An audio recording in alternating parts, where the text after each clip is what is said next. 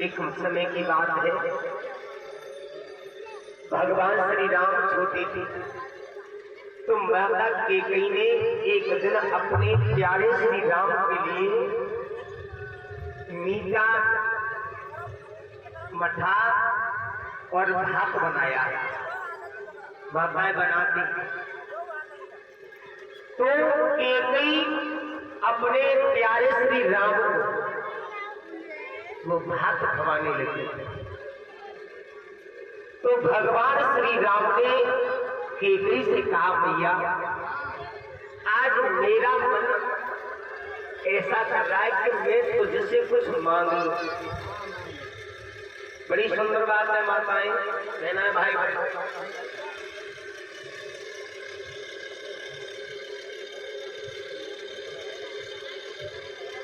कैकेयी कहने लगी, बेटा राम तुम्हें मांगने में देरी होगी, लेकिन राम मुझे देने में देरी नहीं हो सकती। भगवान राम कहने लगे, भैया यदि मैंने वो चीज मांग ली तो तेरा इस दुनिया में यश नहीं होगा, और कोई भी मां अपनी बेटी का नाम कैकेयी नहीं रखेगी, और हो सकता है भैया तू विधवा भी हो जाए। लेकिन भगवान राम ने इस बात को कहा तो महाराज परीक्षित जी ये बात मैया कैकेयी को थोड़ी बुरी तो लगी, दिल में खटक तो गई कि मुझे विधवा होना पड़ेगा, लेकिन मेरी भारतवर्ष की इस माताओं ने ये बात अगर अपने किसी मुखारबिंद से सुन ले तो माताओं की खटक जाती है। लेकिन कैकेयी 2 मिनट बिल्कुल मौन रही। 2 मिनट के बाद में कहने लगी, बेटा राम अगर मुझे विधवा भी होना पड़ा वो भी मुझे मंजूर है, वो भी मुझे स्वीकार है। मुझे इसका इस बात की कोई चिंता नहीं कि कोई मां अपनी बेटी का नाम कैकेयी नहीं रखे, इसकी कोई परवाह नहीं है मुझे। लेकिन बेटा राम तू क्या मांगना चाहता है, तू मुझसे मांग, मैं देने के लिए तैयार हूं। तो भगवान राम ने कहा, मां तू मेरे सिर की सौगंध खा जा, मैं मांगूंगा और तू मुझे देगी, लेकिन किसी को बताएगी नहीं। मैया कैकेयी ने भगवान के सिर पे हाथ रख के कह दिया, बेटा राम तू जो मांगेगा वो मैं तुझे दूंगी, और लेकिन मैं किसी से कहूंगी। तब भगवान राम ने कहा, भैया जब मेरे पिता मुझे राज तिलक दे, राज मुकुट दे मुझे, तब राज की जगह तू मेरे लिए 14 वर्ष का वनवास मांगे। तब वही बात मैया कैकेयी ने यहाँ से कही कि महाराज मेरे भरत को राज तिलक और राम को 14 वर्ष के लिए वनवास। कैकेयी की मांग तो लिया, लेकिन अंदर ही अंदर बड़ी घुटन हो गई। लेकिन क्या रघुकुल रीत सदा चले आई और प्राण जाए पर बचनन जाई। लेकिन अब कछु परिचित जी और नहीं बात, अब तो कहे गई कि हम कुल रीत सदा चले आई, बचन जाए पर प्राण न जाए। प्राण यानी वचन चले जाए, जाके कोई परवाह ना है, लेकिन हमारा वचन यानी हमारे प्राण नहीं जाने चाहिए। बोलिए गोविंद भगवान की। आज भगवान श्री राम के लिए 14 वर्ष के लिए वन मांग लिया। श्री सुखदेव जी कहते हैं, राजा परीक्षित भगवान श्री राम और लक्ष्मण और सीता एक भगवा वेश धारण करके वन के लिए चले। मैया कौशल्या आ गई, कहने लगी, बेटा राम तो मुझे छोड़ करके जाना लाला, तुम्हारे बिगर में कैसे रह सकती हूँ। भगवान श्री राम बोले मैया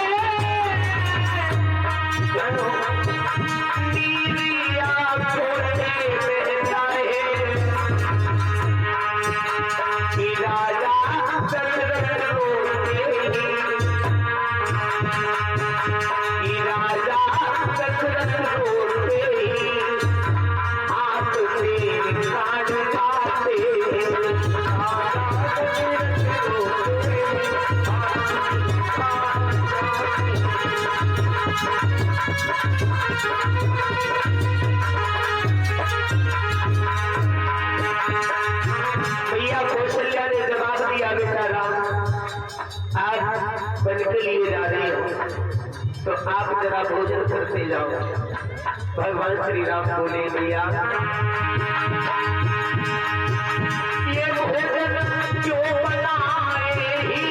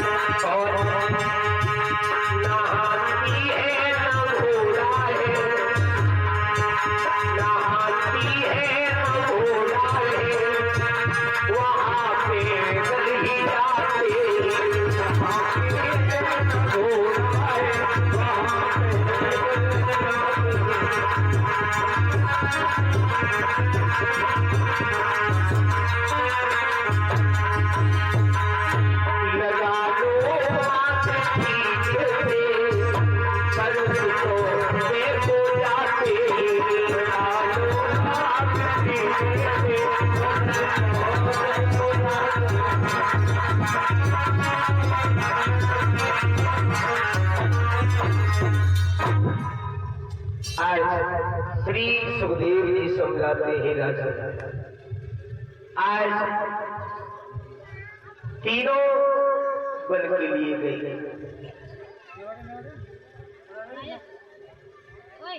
आज मेरे भैया भगवान श्री राम लक्ष्मण सीता समय का अभाव गंगा के किनारे पहुंचे। जब सरजू के किनारे पहुंचे ही केवट आया। केवट ने भगवान के चरणों को धोया। भगवान श्री राम को और लक्ष्मण सीता को पार किया है। आज भगवान श्री राम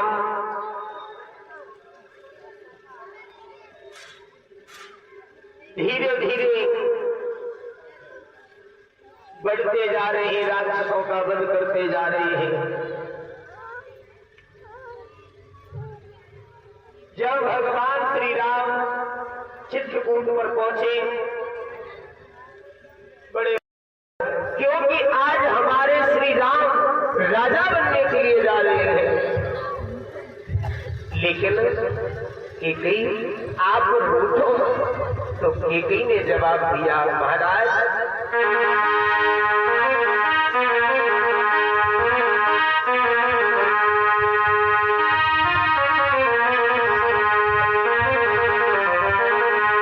कैकेयी कहने लगी, महाराज वरदान देना चाहते हो तो मेरी बात सुनिए।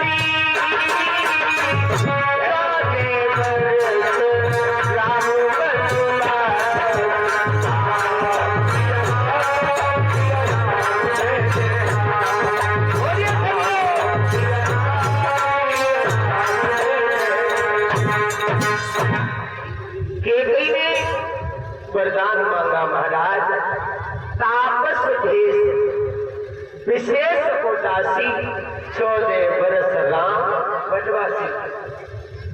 दूसरा वरदान महाराज, दूसरा वरदान है कि मेरे प्यारे भक्त को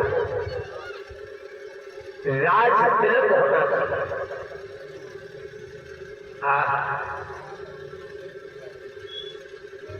जितना सब महाराज दशरथ ने सुना, अपना सर पकड़ लिया।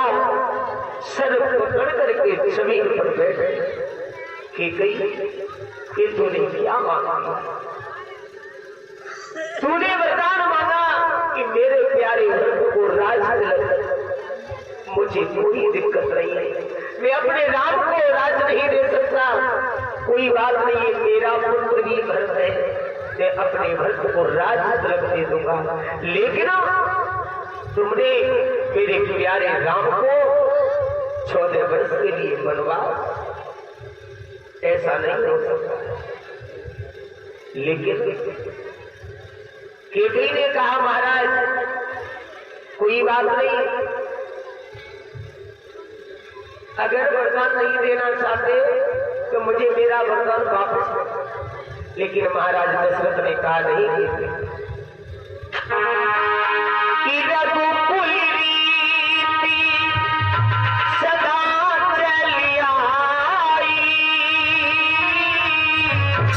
सारे राई पर बचन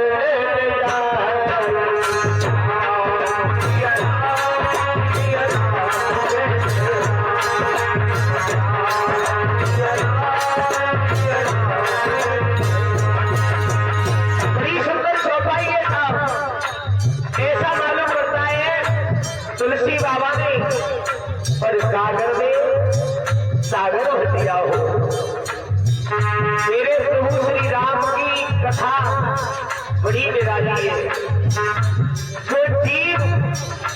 एक बार अपने जीवन में इस कथा को उतारता है, उसके सभी पाप नष्ट हो जाते हैं। जब कुलदीप की सभा चली आई, प्राण जाए पर्यंत चल जाए, कुलदीप की सभा चली आई,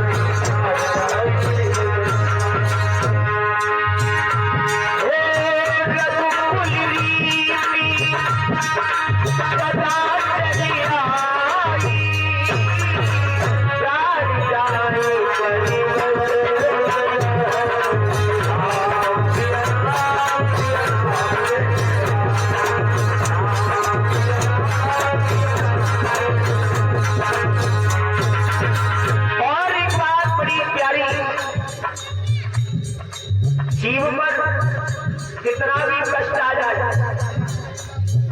कितने भी संकट आ जाए, रामायण के अंदर एक चौपाई वो सभी लोग जानते हैं। हर बच्चा उस चौपाई को गाता है। उस चौपाई के केवल गुनगुनाने से परिषद महाराज और सभी संकट दूर हो जाते हैं। कौन सी चौपाई? बड़ी सुंदर है, सभी लोग बोले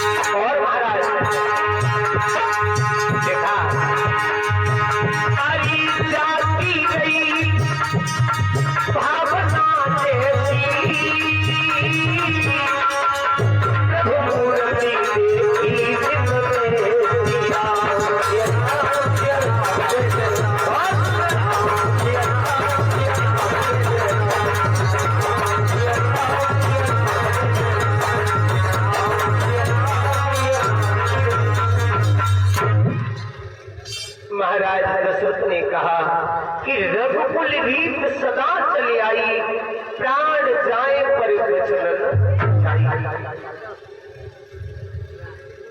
महाराज दशरथ ने कहा कि ये तुमने क्या माना, ऐसा मत ही करो। लेकिन महाराज परीक्षित की एक बात बड़ी सुंदर, अयोध्या के बीच में ऐसा कौन सा व्यक्ति था वो सबसे ज्यादा भगवान श्री राम से प्रेम करता था?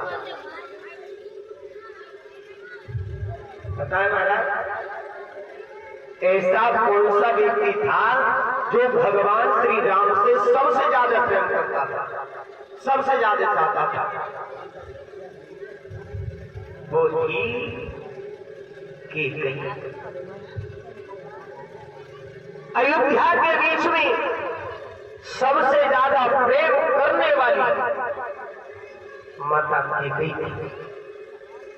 भरत चाहे कहीं भी चले जाएं, चाहे कहीं भी कोई चिंता वाली बात नहीं, लक्ष्मण कहीं भी चले जाएं कोई चिंता वाली बात नहीं, लेकिन मैया कैकेयी अपनी आंखों से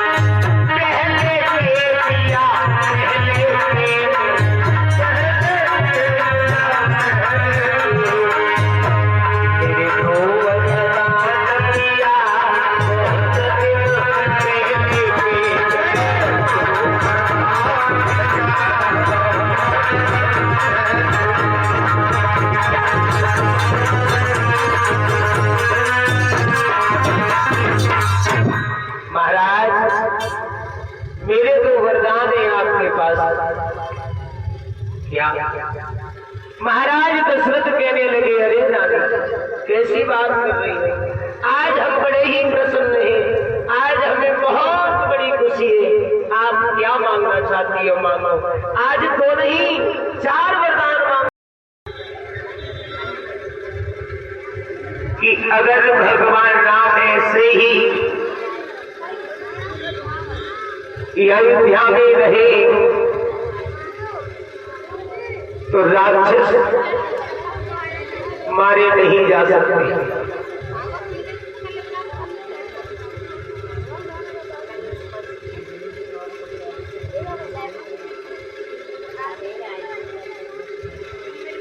महाराज दशरथ ने देखा कि अब मेरे ऊपर चौथा बना गया है, अब मुझे राज मुकुट अपने प्यारे श्री राम को देना चाहिए। और एक बात और है महाराज परीक्षित, अगर चौथा बन आ जाए, अगर बुढ़ापो आ जाए तो 3 बात याद रखें, 3 बातें याद रखो महाराज। नोन, कौन और मौन, ये 3 बातें याद रखें। नोन, अगर बुढ़ापो आ जाए और लला की बहू ने सब्जी बना के दे दी, खाना बना के दे दो, तो फिर वहां में स्वाद मन देखो, जी मन देखो के जहां में नोन कमे के वृक्ष कमे।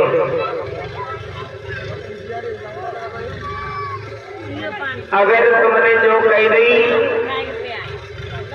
कि जहां में नमक कमे, तो एक ही जवाब आवेगो महाराज, तुम्हारे टूट ना गए करी क्यों बना ले वो करो महाराज, और खाई ले वो करो। तो नोन कौन, बुढ़ापो है, बुढ़ापे पे खांसी भुल्ला जोर ज्यादा करते हो महाराज, तो बिल्कुल चुपचाप कुन्ना में धरे रहो, खटिया पे जैसी मिल जाए जैसी खाई, जो पेरेंट से चलो नहीं जावे वो, आंख में पड़ेगा जाला, नाक से बहेगा नाला, और लाठी से पड़े वो पाला चाहिए जिंदगानी के। और हमारे ये ढोलक भाई चाचा तो मेरे को वही से करे बैठे ही बैठे। तो महाराज नोन, कौन और मौन, बुढ़ापो आ जाए तो बिल्कुल शांत रहे, कछु कहे न काऊ से भगवान को नाम ले केवल बस।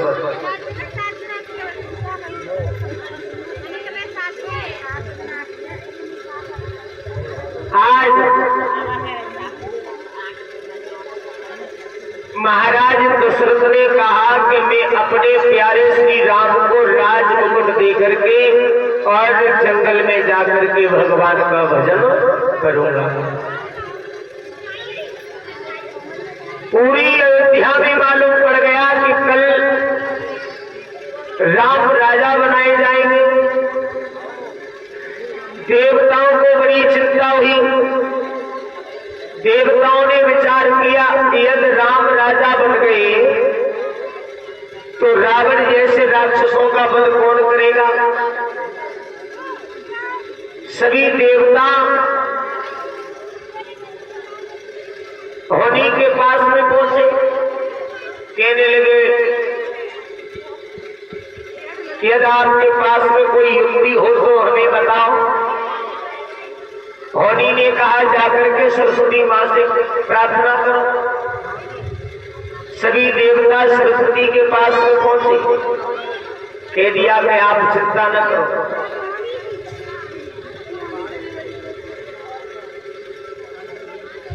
होनी जाती है। महाराज दशरथ की 3 पत्नी थी, कौशल्या, केकई और सुमित्रा। केकई की एक दासी थी जिसका नाम था मंथरा। मंथरा के सिर पर जाकर के विराजमान हो गई। मंथरा ने जाकर के केकई को बताया कि केकई महारानी, तुम्हारे राम राजा बनेंगे और तुम्हारा भरत एक दास बनकर के अपने जीवन को व्यतीत करेगा। बुद्धि को घुमा दिया। श्री सुखदेव जी बताते हैं राजा परीक्षित, जब बुद्धि को घुमाया, जब धीरे धीरे समय आया तो केकई रूपना महल में जाकर के लेट गई।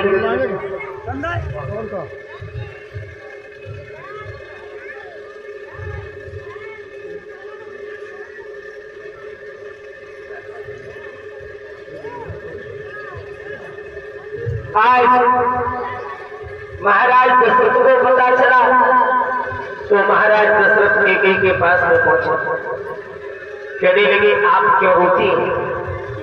तो केकई ने जवाब दिया, महाराज मैंने सुना है राम को राजा बनाया जा रहा है। हाँ, आप चलो।